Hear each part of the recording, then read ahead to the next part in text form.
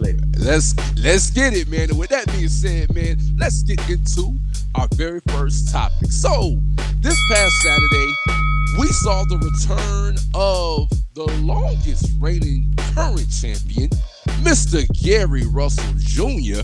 He returned to the ring in Atlantic City against the Manny Pacquiao protege, who said he'd been studying Pacquiao since he was 8 years old. The young bull, 26 years old, Mark Magsayo, who's also trained by legendary Hall of Fame trainer Freddie Roach. We saw him upset Mr. Gary Russell Jr.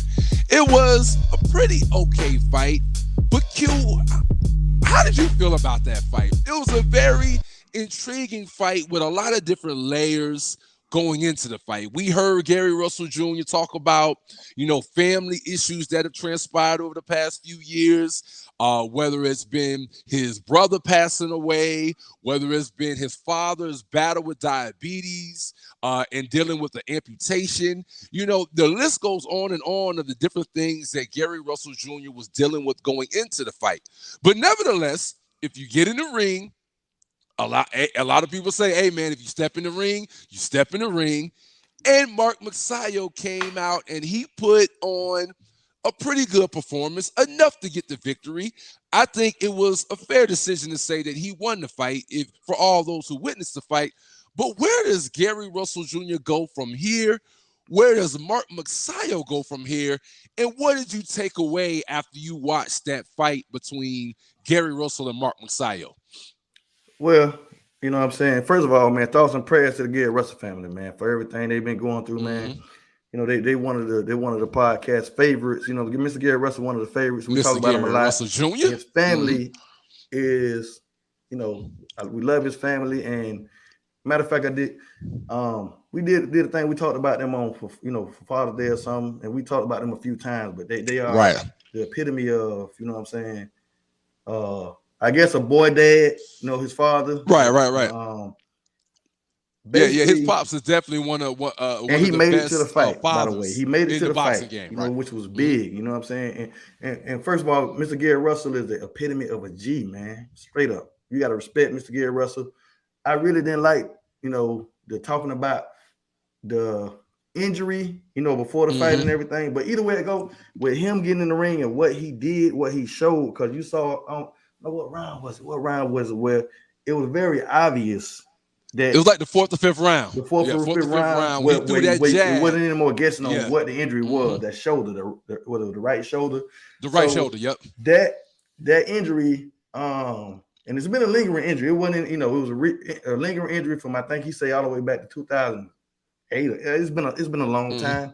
And he never had surgery on it. But he sort of aggravated it, you know what I'm saying, in the training for this fight. But what he was able to do, because this still was a close fight, in my opinion, he gave Mark Magsayo, because I ain't gonna even lie now, early in the fight, I felt like, Mark Magsayo, the power he had and his speed, it really, I was surprised, I really was scared for Gary Russell, you know what I'm saying, and Mr. Gary Russell. But once I realized what was going on, and after the injury was revealed, I'm like, oh man, it really finna go down, because Mark Magsayo finna key in. Mr. Gary Russell was limited to just one punch from one arm. I mean, he wasn't really throwing it right at all. He couldn't throw his number one punch. Like he's the top 3 jab in the game. I think he averaged 36 jabs around or something. He double, triple jabs, right hooks. He couldn't do any of this stuff. He was limited to just a left straight.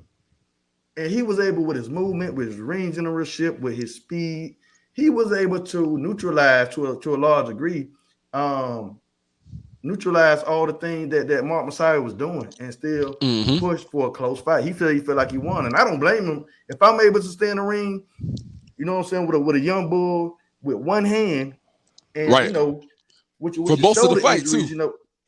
Say it again. I said for most of the fight, one arm for most of the fight. Crazy. I mean, it was insane. So, listen, my thing is, Mr. Mark Magsayo, okay, congratulations, but you got to run that back. That was the champ. You know what I'm saying?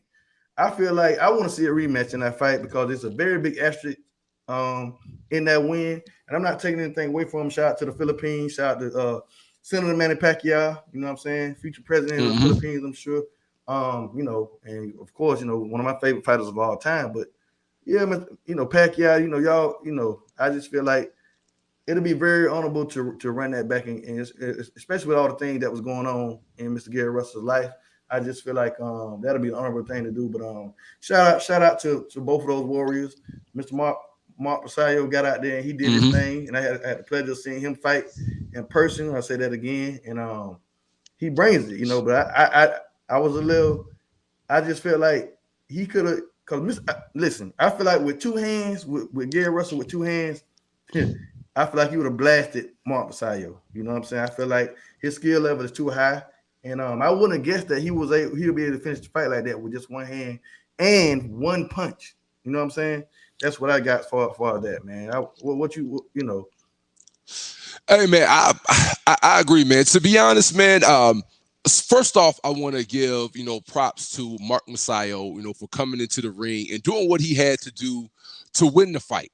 No doubt. You can never take anything away from somebody, especially when they are presented with the opportunity to win their first ever world championship. And Mark Magsayo, he did just that. He did enough in the ring to capture the victory on Saturday night against, a debilitated Gary Russell Jr. But with that being said, man, allow me to keep it 100 for a second. I wasn't impressed by Mark Magsayo. Point blank period, man. I was not impressed by Mark Magsayo. I, like you, Q, feel like it was very evident, I think, for most observers that if Gary Russell Jr. had the ability to utilize his jab with that right hand, that this probably ends up being a fight that Gary Russell wins easily on the scorecards. Because even with Gary Russell Jr. only having just his left arm, the pot shot, for about half of the fight, I believe it was still a decision victory for Mark Magsayo, where two judges still had it, 115, 113? So it was still that razor close of a fight with Gary Russell Jr. only having one arm. So I really don't see much. Now, the one thing I did notice immediately when the fight first began is that Mark Magsayo did have a very, very big size advantage over Gary Russell. When I first saw them in the first round or two, I was like, whoa. Right. I was like, I did not expect Mark Magsayo to come in and look this big compared to Gary Russell. And so you did see early on in the fight where Mark Magsayo did have the size and power. But I gotta be real, man, as the fight went on, though, there was a lot left on the table that I thought that Mark Magsayo did not do. It should have been a more dominating performance if he's really at that elite level when you have a one-handed Gary Russell Jr. And I think ultimately, Gary Russell Jr. did an excellent job pot shotting, which is why it was so close. But because he didn't have the use of that right arm, that was the difference. Nevertheless, again, once you win a world title once, you are forever introduced as world champ, so nobody can take that away from Mark Magsayo.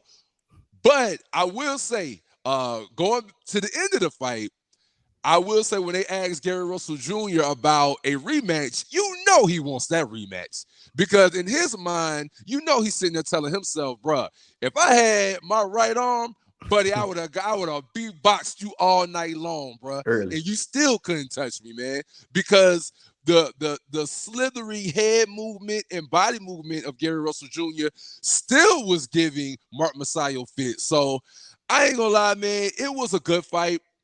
It was a solid fight. Like you said, Q, he did kind of hint at the injury before the fight. So it was very evident what it was.